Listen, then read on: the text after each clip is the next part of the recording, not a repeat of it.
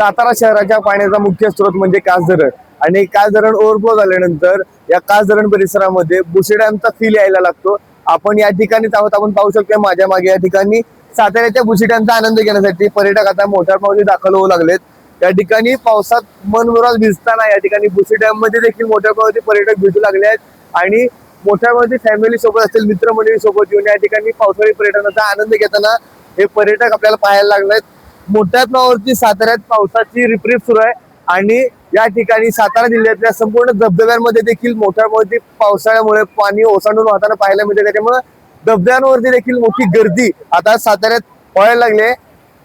त्याच्यामुळे पावसाळी पर्यटनाचा आनंद घेण्यासाठी सातारा जिल्ह्यासह महाराष्ट्रभरातून आता पर्यटक साताऱ्यातील पर्यटन स्थळावरती येऊ लागलेत। ओमकार सोनवणे, नवराष्ट्र, कास, सातारा। तर सातारचा जो पूर्णच परिसर आहे तो खरंच खूप बघण्यासारखा आहे आणि कास जर म्हणाल तर आपल्या या साताऱ्याला जी इतिहासाची जी परंपरा आहे ती या कासमध्ये खूप नाही का फुलांसाठी फेमस असेल किंवा वेगवेगळ्या गोष्टींसाठी कास हे फेमस आहेच। पण आज फॅमिली सोबत येऊन इतकं छान वाटतंय की म्हणजे इथं आल्यावर आपण नाही का नुसतं मित्रांसोबत गप्पा मारणे, हिंडणे, फिरणे ह्या सगळ्या गोष्टी आपण कुठेतरी मोबाईलच्या काळात विसरून चाललोय। तर आपण ते न करता इथल्या निसर्ग सौंदर्याचा खूप छान आस्वाद घेतला पाहिजे आणि इथलं जे पाणी आहे ते आपल्याला कुठेतरी एक नेचरशी कनेक्ट करतंय। तर आपण या सगळ्याचा या पावसाळ्यात खूप खूप आनंद घ्या आणि तुम्ही इकडे फिरायला या। इथल्या सुंदर अशा धबधब्यांचा असेल किंवा आता जे पाणी आपण तुम्ही पाहिलं हे तलाव वगैरे असेल या सगळ्यांचा तुम्ही आनंद घ्या। नक्कीच तुमच्या मनाला शांती मिळेल आणि खूप छान अनुभव येईल।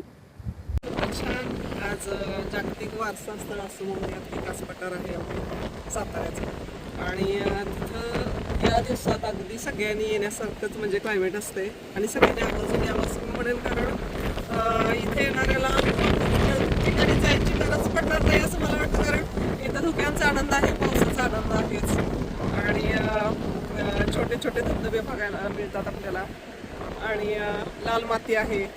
परिसराचा मनमुराद आनंद फक्त कासमध्येच बघायला मिळतो। त्यामुळं नक्कीच आवडतं इकडे यायला।